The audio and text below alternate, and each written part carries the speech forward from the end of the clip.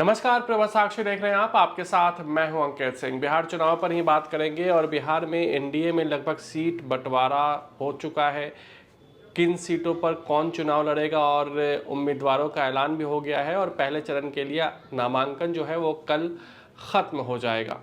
अब बात हम करते हैं कि आखिर बिहार चुनाव इस वक्त किस मोड़ पर है और क्या स्थिति दिखाई दे रही है। तो सबसे पहले बता दें कि एनडीए में तनातनी की जो खबरें आई थी वो वाकई ऐसी खबरें थी, लेकिन एनडीए ने उसको डैमेज कंट्रोल करने की कोशिश की और उसमें कहीं ना कहीं कामयाब भी एनडीए हुआ है।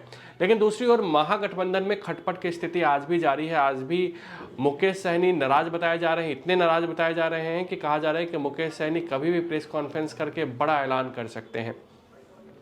हालांकि जब ये वीडियो हम शूट कर रहे थे तब तक मुकेश सहनी ने ऐसा कुछ ऐलान नहीं किया था, लेकिन खबरें ये आ रही हैं कि मुकेश सहनी शायद महागठबंधन से दूरी बना सकते हैं या फिर ऐसा भी हो सकता है कि उन्हें मनाने की फिलहाल कोशिश की जा रही हो, जिसकी वजह से उनका प्रेस कॉन्फ्रेंस लगातार टलता हुआ दिखाई दे रहा है। हालांकि आरजेडी की ओर से कहा जा रहा है कि नहीं, वो बिल्कुल नाराज़ नहीं है और जो चीज़ें बातें हुई हैं उसके अनुसार हम लोग आगे बढ़ रहे हैं। आधिकारिक तौर पर ना ही कांग्रेस ने ना ही आरजेडी ने अब तक अपने उम्मीदवारों की घोषणा की है। सिंबल बांटे जा रहे हैं, लेकिन आधिकारिक तौर पर उम्मीदवारों की कोई सूची नहीं आई है। ये तक नहीं बताया गया है महागठबंधन के पार्टियों की ओर से कि कौन सी पार्टी कितनी सीटों पर बिहार में चुनाव लड़ेगी। तो सोचिए किस तरीके का एक तरीके से मारामारी सी स्थिति महागठबंधन में देखने को मिली सीट बंटवारे को लेकर, और शायद उसी का परिणाम है कि अब तक कोई प्रेस कॉन्फ्रेंस नहीं हो सका है। लेकिन एनडीए ने इस मामले में बाजी मार ली है। पहले इन लोगों ने ये तय किया कि कौन सी पार्टी कितनी सीटों पर लड़ेगी और बाद में जाकर ये तय हुआ कि कौन सी पार्टी कहां से लड़ेगी। हालांकि इसमें थोड़ा सा पेच जरूर फंसता हुआ दिखाई दे रहा था, लेकिन उसको भी समय रहते एनडीए ने सुलझा लिया और यही कारण है कि एनडीए एक कदम आगे दिखाई दे रही है। लेकिन मुकेश सहनी, बड़ा भाई तेजस्वी यादव उनको बताते थे, आपको याद होगा प्लेन में दोनों मछली पार्टी कर रहे थे। उस वक्त लोकसभा चुनाव के दौरान एनडीए को चिढ़ाने की भी कोशिश दोनों ओर से हो रही थी। लेकिन मुकेश सहनी के साथ अच्छा हुआ गलत हुआ ये तो वक्त बताएगा, लेकिन मुकेश सहनी को आखिर तक कांग्रेस और आरजेडी ने अपने साथ रखा और एकदम ऐसे वक्त पर उन्हें अलग किया जा रहा है या वो खुद अलग हो रहे हैं ये तो बाद में पता चलेगा। लेकिन ऐसे समय पर जब उनके पास बहुत ज़्यादा विकल्प नहीं है तो कहीं ना कहीं इस बार के चुनाव में मुकेश सहनी अगर इंडिपेंडेंट चुनाव लड़ते हैं तो किसका फ़ायदा होगा किसका नुकसान होगा ये 14 तारीख को पता होगा।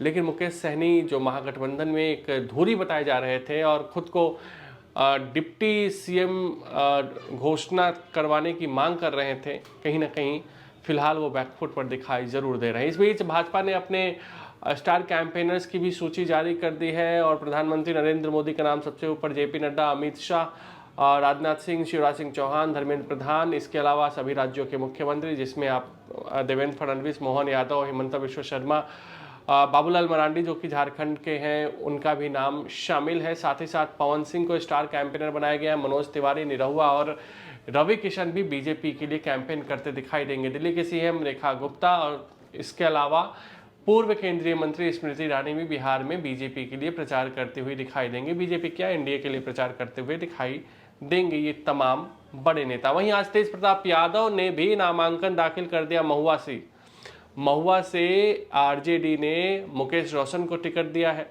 लेकिन तेज प्रताप यादव ने पहले ही ऐलान कर दिया था कि वो महुआ से चुनाव लड़ेंगे और ऐसे में आज उन्होंने महुआ से नामांकन दाखिल कर दिया और उनकी बहन रोहिणी आचार्य ने उन्हें शुभकामनाएं दी हैं और कहीं ना कहीं एक तरीके से परिवार में जो चीज़ें खराब चल रही थी उसे एक बार फिर से ट्रैक पे लाने की कोशिश रोहिणी आचार्य ने किया है।